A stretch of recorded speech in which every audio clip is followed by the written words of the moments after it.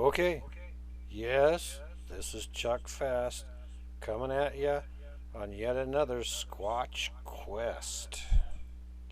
And after a rainy start of a year, we find sunlight breaking through the gloomy late of June.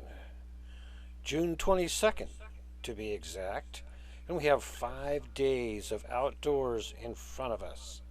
Yep, tent living. Again, I find myself in the red Chevy truck of BigFoot researcher Todd Neiss. This time, we are headed to his baby. This event is the Beachfoot 2022, something Todd started 15 years ago.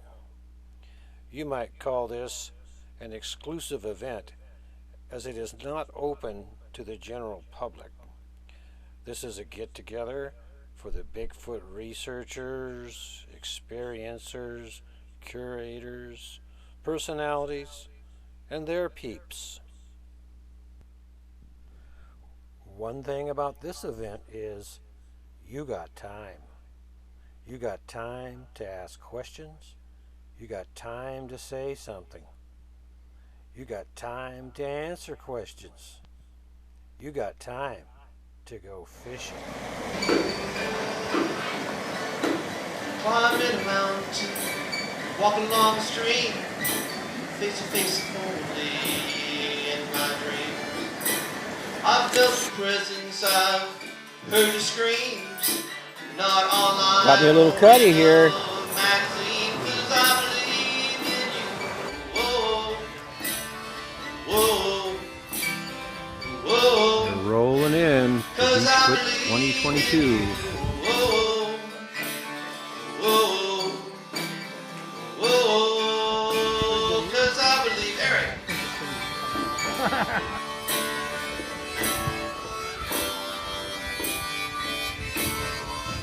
Where are these from?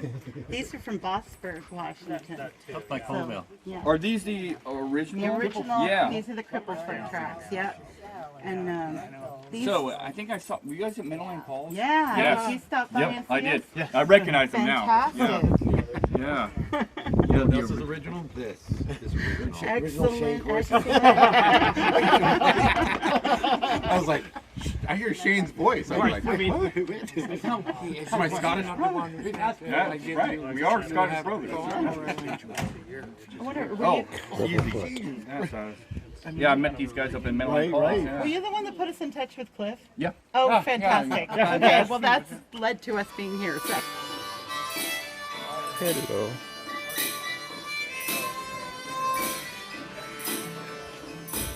Your eyes that freeze me, the tracks you leave on a small dirt road are the soles of your feet. It's this way to the river. Now and then, in the dusky shadow of a lonely glen, 'cause I believe in you. Whoa, whoa, whoa, 'cause I believe in A heron comes to visit on the river. Fly away, heron. Fly away.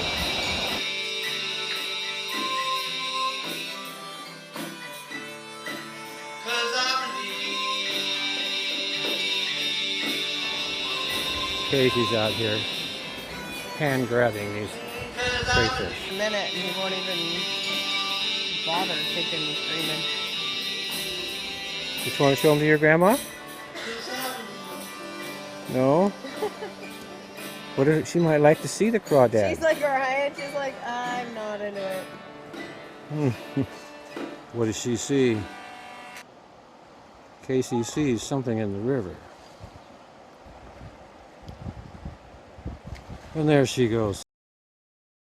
Okay guys, shall we boil you or shall we bait you?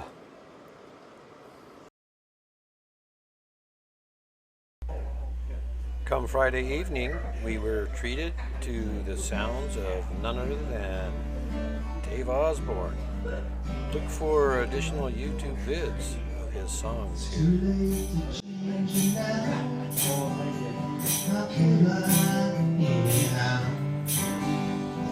what's done is done.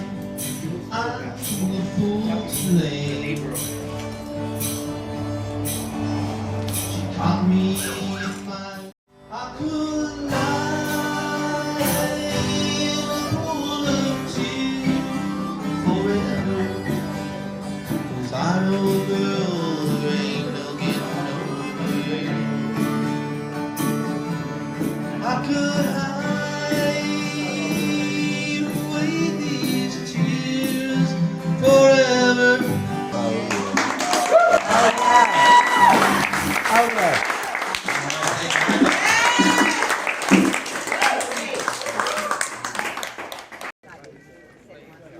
Let the bonfire begin.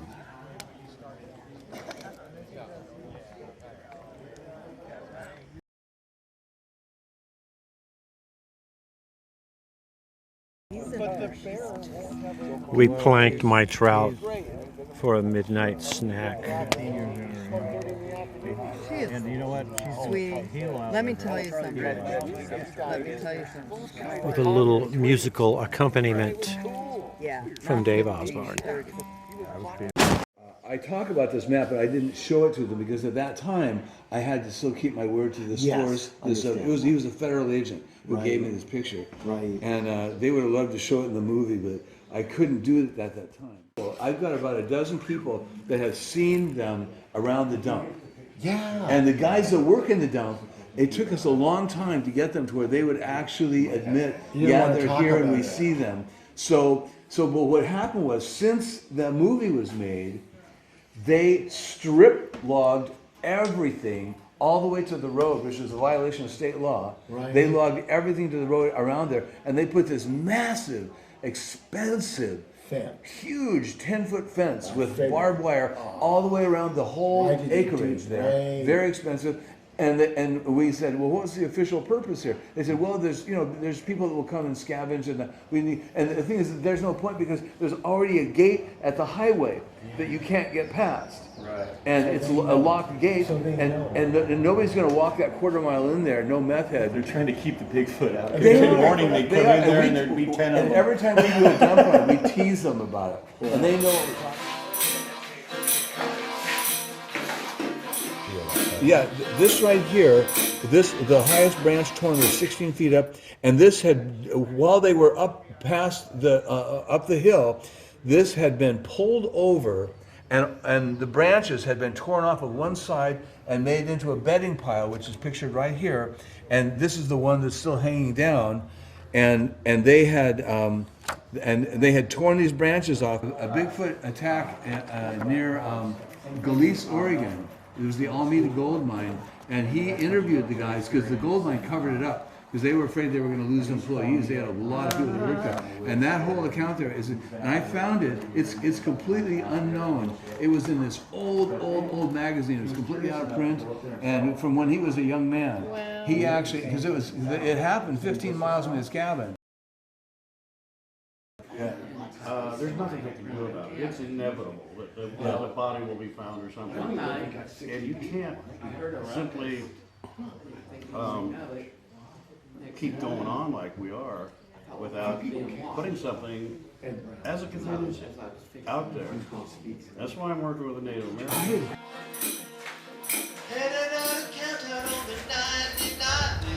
Okay, let's go take a look at what Jerry has to offer over here. Bigfoot selection. It's like, okay, so you're Well, the child will get making fun of us, so we're gonna really go to town and make money off this. Oh, yeah. It'll be fun. Well, the whole thing is gonna be like kind of a saloon theme. They raffled off a lot of good stuff throughout the event. And then Saturday, the presenters gave their talks. The Sasquatch predecessors came across the Bering Land Bridge following the mastodons and other Ice Age animals.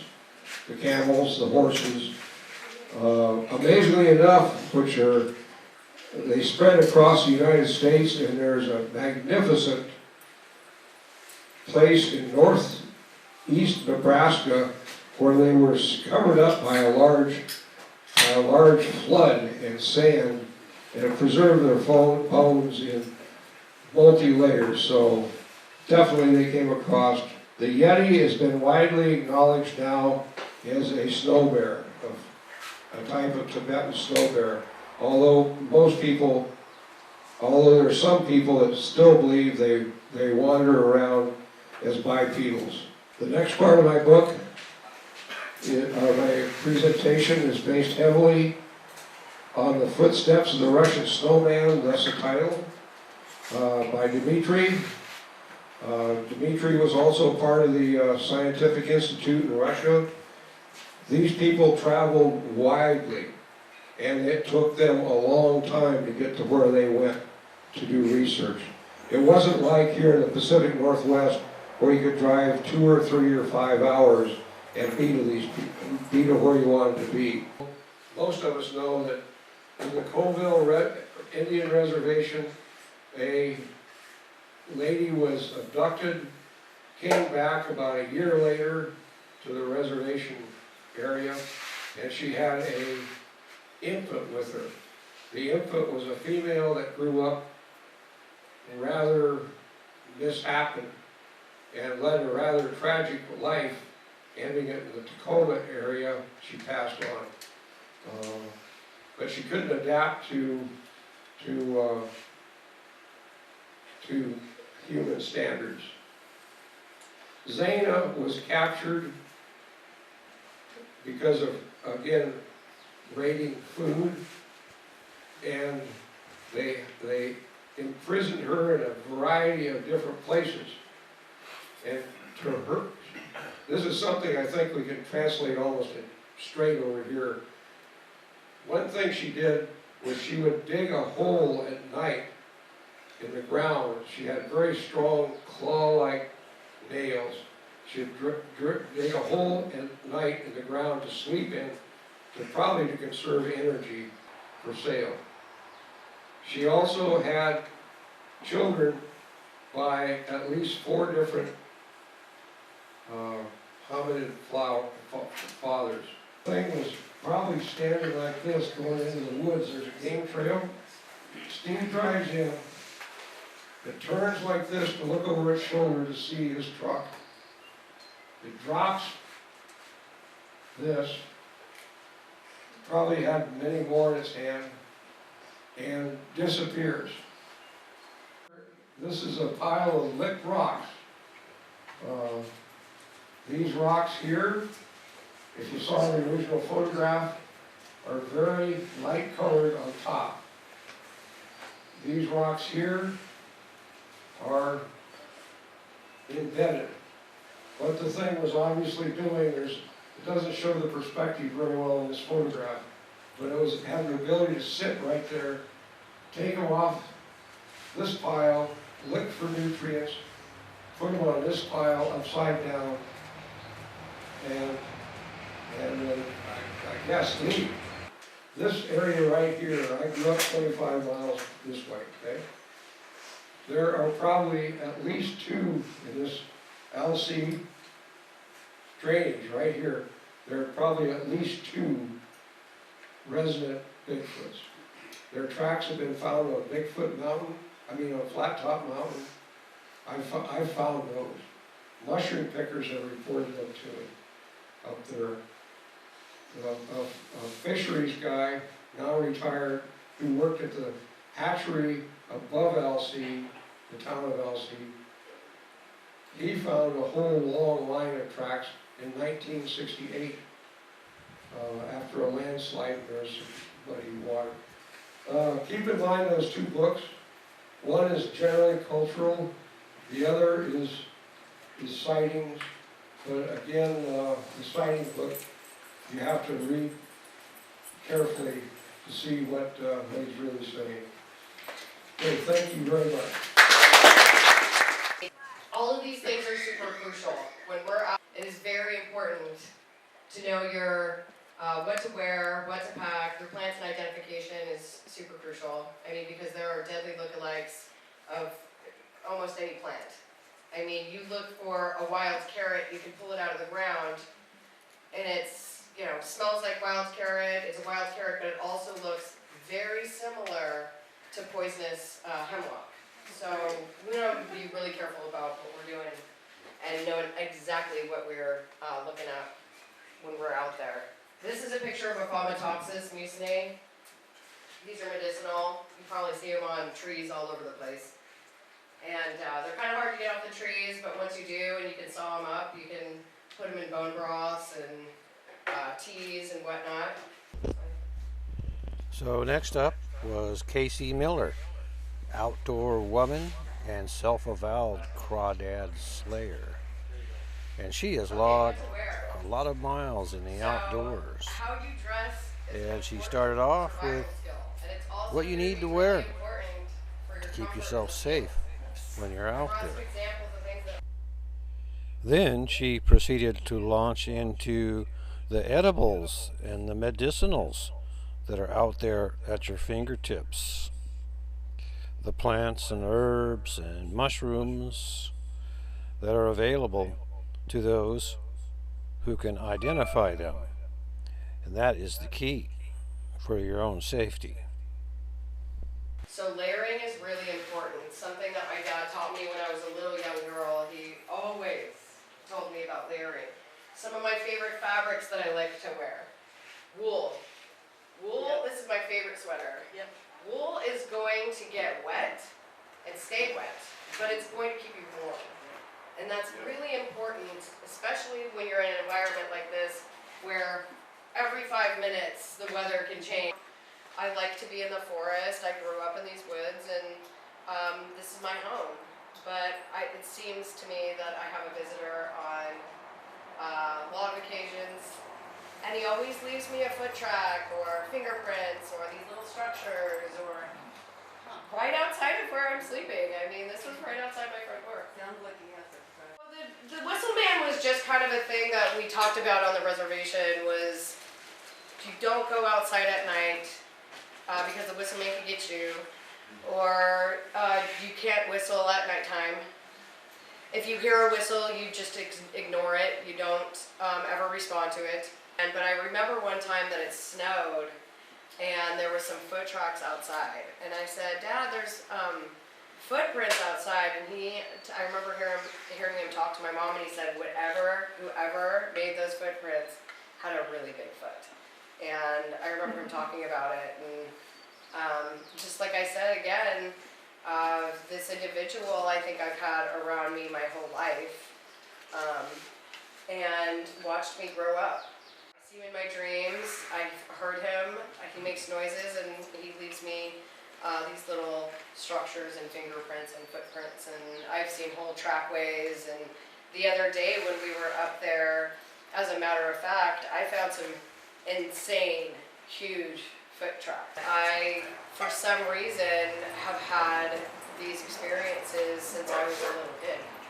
I grew up very, very Native American, so they taught us a lot about plants, especially talked a lot about tubers and roots and stuff like that. But my mom she's a flowered woman. She knows all about the flowers, and she's always taught me which flowers are edible, and you know, you can eat the leaves, you can eat the roots of this and that. And so yeah, I learned a lot of that stuff from my mom and from the Native American people that I grew up around. Then she launches into all the edibles and the medicinals that can be found out there, and who knows, the way things are today, we could be there anytime. Going into the Oregon grapefruit, the stinging nettles, broadleaf plantain, royal mushrooms, and mountain lawns, and chanterelles, which are found around hemlocks and Doug firs. And then she proceeds to show us some of the structures and evidence that has shown up during the times when she's in her tent at night. Fingerprints 3 inches long, and structures that she finds in the morning after crawling out of the tent. Could bear some investigation. There would be some researchers should probably look at some of her photos, one would think. Helping us put this together. Can you hear me all right?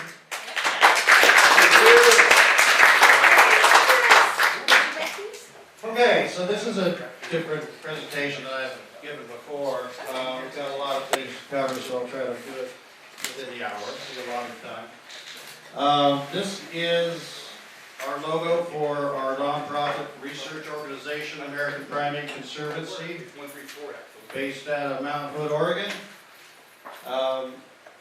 Our mission statement, as you can see, is the discovery, research, knowledge, recognition, and protection of this species, whatever it is. And it has to happen in that order, if you think about it. We've been discovering these things fairly frequently. Research has been done, we're collecting data, and we're putting that knowledge together and trying to get to the next step, which is the hardest step, which is recognition. Because without official recognition, we're not going to get any protections for these things. And frankly, right now, it's open season. And so I'll get into how I'm trying to work around that to get some laws put on the books in a kind of an unconventional way. All right, anyway, I call this Bigfoot Renegades and Rogues Tour. And just a little bit about myself. I know not all of you know me. And so by way of introduction, I live in Welch's, Oregon in the Mount Hood National Forest, which is very squatchy. We've had reports in that area for some time. We euphemistically call our house the Chateau de Squatch. And it serves as our headquarters for the Conservancy as well. So Todd goes on to describe his first sighting when he was military, and this was covered in our last video with the scene from Flash of Beauty, the documentary that was just recently released. At the end of this, you will have the opportunity to click on that vid if you have not seen it yet. The one in the center, I estimate to be roughly 9 feet tall. The two on either side of it came up to its shoulders, but easily 7.5 feet tall. Jet black from head to foot, but it was the profile that threw me because the arms hung all the way down to their knees. The legs were way too long as well. Jet black, no clothing, but the real kicker was that while that larger one in the middle stood there like a statue, the other two on either side of it were doing this.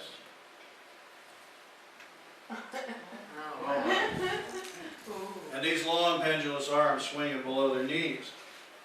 And I was in shock. From here, Todd proceeds to move on into the theoretical aspects of Bigfoot. So I decided, you know what? There's always a little truth to everything. Okay? And I keep hearing things like, oh, they disappear and reappear. They're going through a portal or they're changing dimensions. And I'm like, the first thing I ask is, show me one animal in nature that we know about that has this capability, and then we can talk.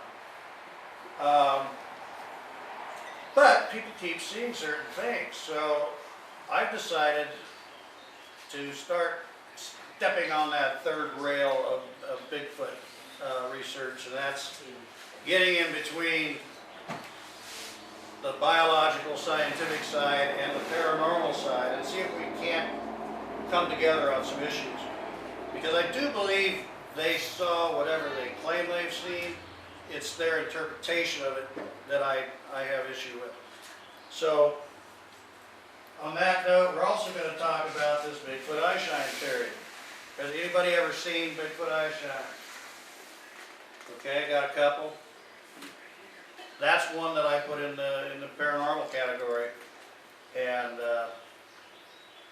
again, I had to eat a little crow because I watched it, numerous animals, 5 nights in a row. And along with it, some amazing vocalizations. We're going to talk a little bit about Bigfoot intelligence. I've got a few theories about that. And let's see.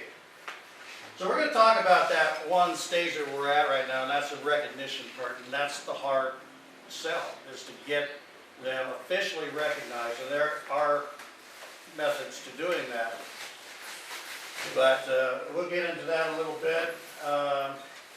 And then we go on to our end goal, our end mission, which is to get protections put on the books.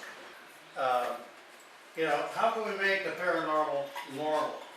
If I were to ask you what color a polar bear is, you'd probably say White.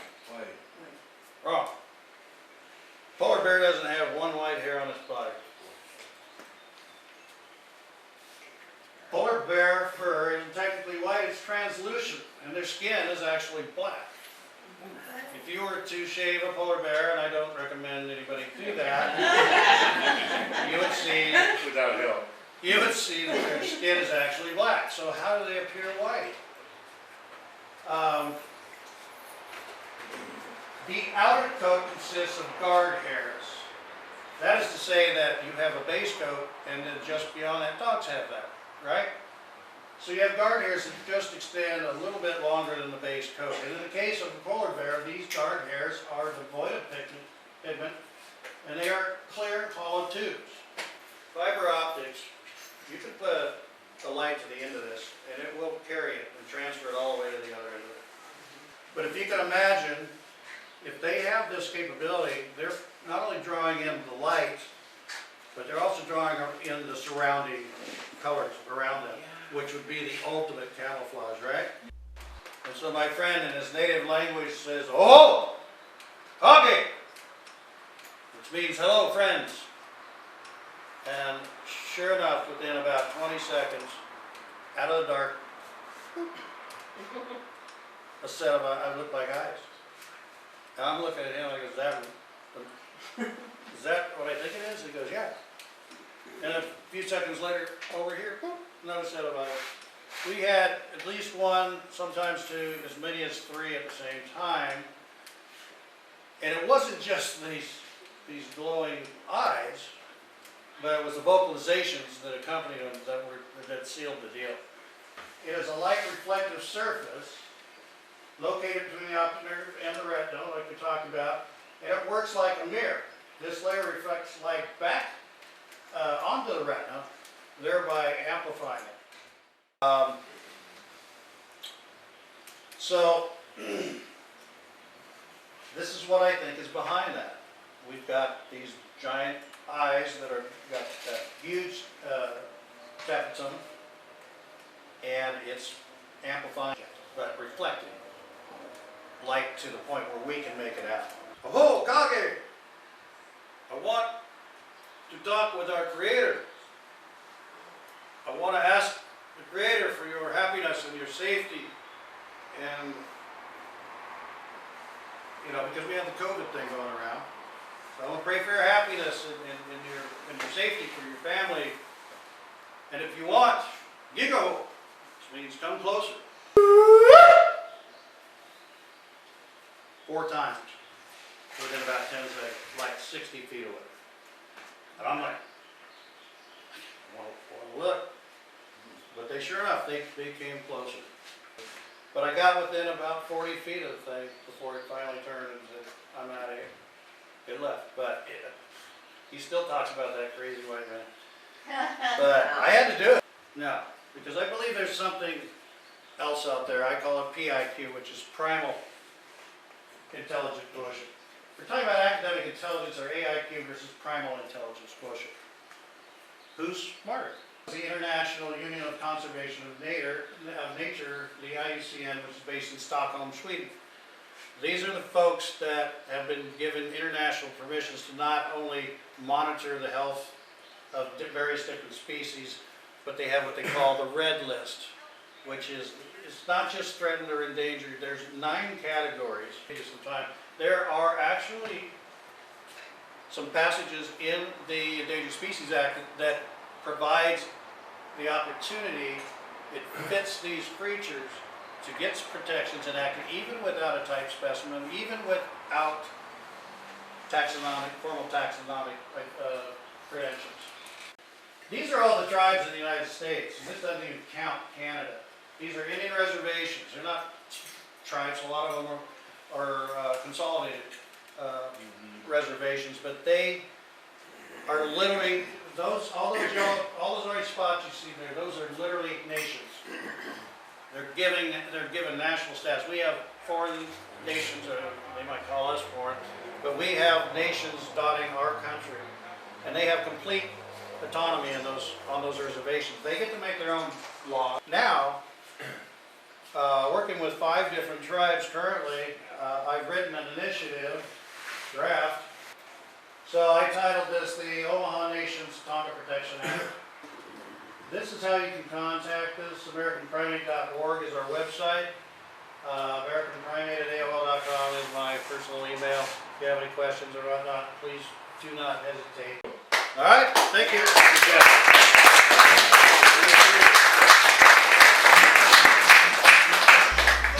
So there you have it. Excerpts from the inner workings of BigFoot.